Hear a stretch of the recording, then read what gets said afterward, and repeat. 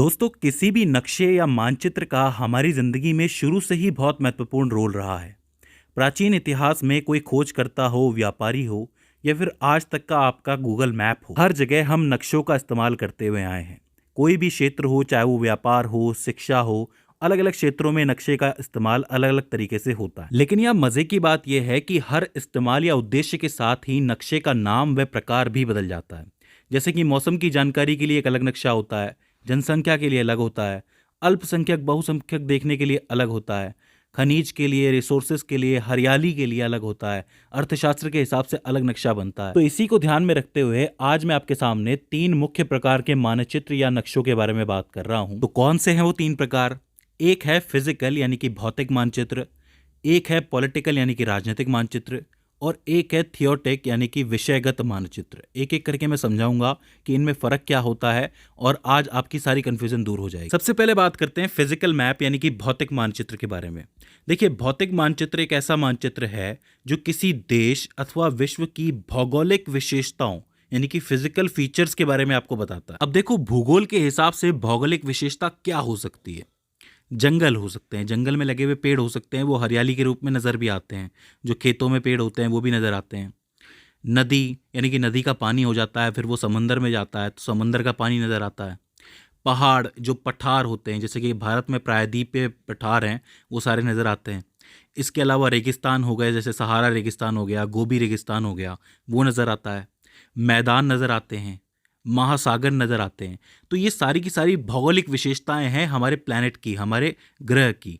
तो ये सारी की सारी चीज़ें इस मानचित्र पे नज़र आती हैं। कभी कभी इस मैप पे एक विशेष प्रजाति भी हमें नज़र आती है, जैसे कि किसी विशेष प्रजाति के बहुत सारे जीव एक जगह पे रहते हैं, जैसे कि पेंगुइन्स हो गए। आपने देखा होगा, ये जो पेंगुइन्स होते हैं ये ध्रुवों की तरफ रहते हैं, नॉर्थ पोल हो गया, साउथ पोल हो गया, ऐसी जगहों पे रहते हैं, ठंडी जगहों पे। तो वो कभी कभी नज़र आते हैं, तो वो भी कहीं ना कहीं दर्शाए जा सकते हैं किसी मैप के अंदर। तो वो भी फिजिकल फीचर ही हुआ, भौगोलिक विशेषता ही हुई। तो एक फिजिकल मैप क्या होता है, भौगोलिक मानचित्र क्या होता है, जिसके ऊपर भौगोलिक विशेषताओं का वर्णन किया जाए। समझ में आ गया? इसके बाद बात करते हैं राजनीतिक मानचित्र यानी कि पॉलिटिकल मैप के बारे में।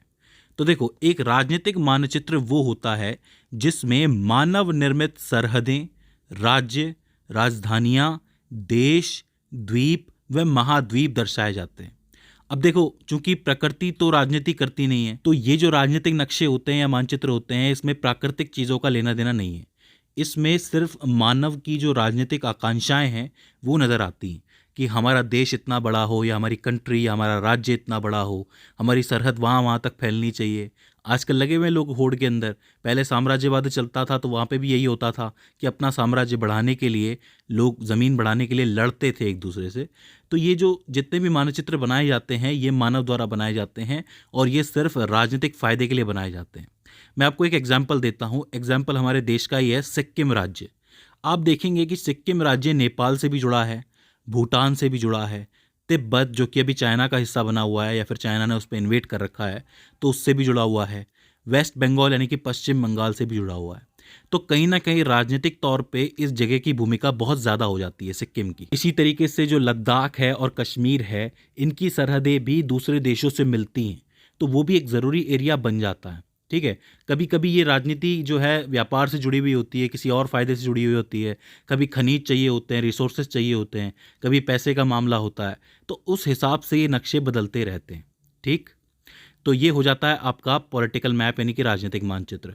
इसके बाद हम बात करते हैं थीमेटिक मैप यानी कि विषयगत मानचित्र। ये भी बड़ा मज़ेदार है।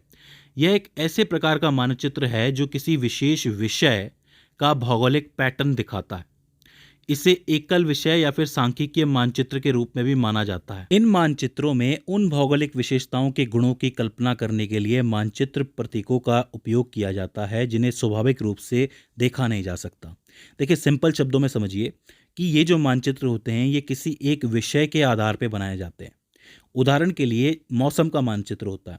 मौसम में हम लोग वर्षा देखते हैं तो वर्षा के लिए हम लोग बादल का चिन्ह लगाते हैं कि कहाँ कहाँ बारिश हो रही है, तो ये एक पर्टिकुलर विषय से जुड़ा हुआ है। गर्मी के लिए हम सूरज का चित्र लगाते हैं, सर्दी के लिए लगाते हैं या हवा के लिए लगाते हैं। तो एक पर्टिकुलर विषय है हमारे पास, उसके आधार पर हमें मानचित्र बनाना है तो उसे आप विषयगत मानचित्र कहते हो। इसके अलावा अगर किसी जगह की जनसंख्या देखनी हो, जनसंख्या घनत्व देखना हो, तो वो भी मानचित्र यही होता है, क्योंकि वहाँ पे जनसंख्या उनका एक विषय बन जाता है। इसी तरीके से हम किसी भी विषय का जो डेटा होता है उसके आधार पे मानचित्र बनाते हैं, तो उसे हम कहेंगे विषयगत मानचित्र। तो मुझे उम्मीद है कि आपको ये तीनों तरीके के मानचित्र समझ में आए होंगे। अब आप आसानी से पहचान सकते हो कि कौन सा मानचित्र भौतिक मानचित्र है, कौन सा राजनीतिक मानचित्र है और कौन सा विषयगत मानचित्र है। तो दोस्तों, मुझे उम्मीद है कि ये वीडियो आपके लिए हेल्पफुल साबित रही होगी। अगर इसके बाद भी इसके अंदर आपको कोई क्वेरी आती है, कोई दिक्कत आती है, तो आप हमें कमेंट सेक्शन के जरिए बता सकते हैं। तो दोस्तों, आज की इस वीडियो के अंदर बस इतना ही।